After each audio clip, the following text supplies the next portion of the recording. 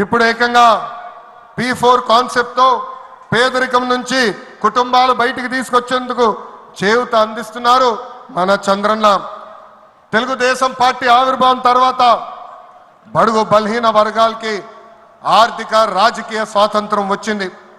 పార్టీకి పునాదిగా ఉన్న మన బీసీలకి ఏకంగా స్థానిక సంస్థల ఎన్నికల్లో 33% రిజర్వేషన్ అందించింది తెలుగుదేశం పార్టీ. అందరికీ ఆమోదంతో ఏకంగా వర్గీకరణ చేసింది కూడా తెలుగుదేశం పార్టీ. అందుకే ప్రతి వర్గానికి న్యాయం చేయాలి, సోషల్ రీఇంజనీరింగ్ చేయాలనే లక్ష్యంగా మనందరం పెట్టుకోవాల్సిన అవసరం ఉంది. ప్రస్తుత పరిస్థితుల్లో అన్ని కులాలకు సామాజిక సమన్వయం కూడా అవసరం ఉంది. ఐదోది అన్నదాతకు అండగా. రైతులు లేకపోతే సమాజమే లేదు.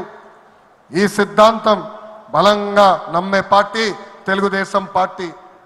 అన్న ఎన్టీఆర్ గారి దగ్గర నుంచి మన చంద్రన్న వరకు రైతుల జీవితాలు మార్చేందుకు కృషి చేశారు. డ్రిప్ ఇరిగేషన్ దగ్గర నుంచి ఇరిగేషన్ ప్రాజెక్టుల వరకు, సబ్సిడీ హార్టికల్చర్ వరకు ప్రోత్సహించింది తెలుగుదేశం. ఈరోజు మనం ఆక్వా, పామాయిల్, కోకో రంగంలో మనం నంబర్ 1 ఉన్నాం. మామిడి, జీడి పంటల్లో 2వ స్థానంలో ఉన్నాం. దీనికి కారణం తెలుగుదేశం పార్టీ. అన్నదాతకు తెలుగుదేశం ఎప్పుడు అండగా ఉంటుంది. పొగాకు, కొక్కో, మిరప ధరలు పడిపోతే ఏకంగా గిట్టుబాటు ధర ప్రకటించిన నాయకుడు మన నాయకుడు చంద్రబాబు నాయుడు గారు. బంగారం లాంటి భూములు మన రాష్ట్రంలో ఉన్నాయి. వ్యవసాయం కరెక్ట్గా ప్రమోట్ చేస్తే బంగారం పండించే శక్తి మన రైతుల దగ్గర ఉంది. అందుకే అన్నదాతకు అండగా అనే విధానాన్ని మనం అమలు చేయాలి. ఆ రోజు నాకు మనసుకు దగ్గర ఉండేది కార్యకర్తలే అధినేత. ఒక అంజిరెడ్డి తాత, ఒక మంజుల, ఒక తోట చంద్రయ్య నాకు స్ఫూర్తి.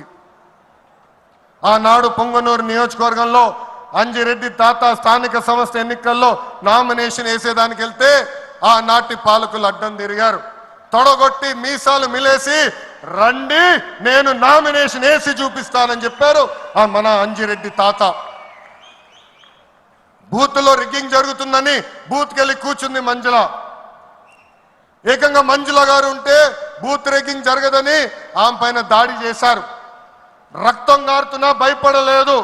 చివరి ఓటు పడే వరకు, ఈవీఎం బాక్స్ కి తాళం వేసే వరకు ఆ బూత్ లో నిలబడింది మన అక్క మంజుల. ఇంకా తోట చంద్రయ్య గారి గురించి ఎంత చెప్పినా తక్కువే. మనందరం చూసాం, నడి వీధిలో ఆనాటి పాలకులు తరిమి తరిమి కొట్టారు. ఏకంగా డివైడర్ పెట్టి కత్తిని గొంతుకు పెట్టారు. ఒక్కసారి వాళ్ళ నాయకుడికి జై చెప్పమంటే జై తెలుగుదేశం, జై చంద్రబాబు నాయుడు అని చెప్పి ప్రాణాలు పోగొట్టుకున్నాడు తోట చంద్రయ్య. ఈ రోజు నేను ఈ సభాముఖంగా గర్వంగా చెప్తున్నా, ఆంధ్ర రాష్ట్రంలో ఎప్పుడు జరిగిన విధంగా తోట చంద్రయ్య కొడుకు కూడా ఈ రోజు మన ప్రభుత్వ ఉద్యోగం ఇచ్చింది. అందుకే తెలుగుదేశం పార్టీలో కార్యకర్తలే మన అధినేత. ఈ రోజు మేమందరం ఈ వేదిక మీద నుంచున్నామంటే దానికి కారణం తెలుగుదేశం పార్టీ కార్యకర్త చెమట.